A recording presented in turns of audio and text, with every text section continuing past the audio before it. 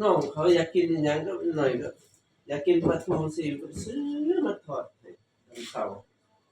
รอน้องมันมาจากคอนโดเอารถมาจอดแล้วก็กินข้าวมื้อนั้นทอดปลาทูเพราะว่าทอดปลาทูเนาะบ่กินให้น้องมันเป็นน้องชายล่ะโอ้เพราะว่า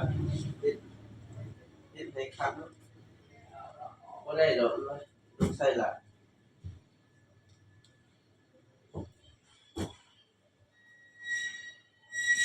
มาส่งมันเรียนจะจบแล้วว่ะ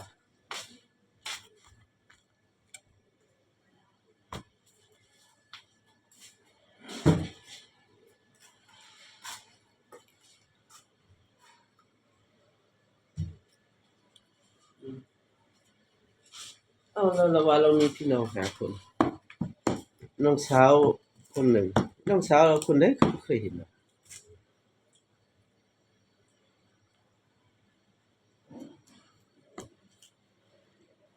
แต่ว่าอ้าวอยู่ไสคือบ่เคยเห็นคือเห็นแต่น้องชายเจ้าคนนี้แหวงอันนี้ล่ะแหวงกับน้องอีกน้อง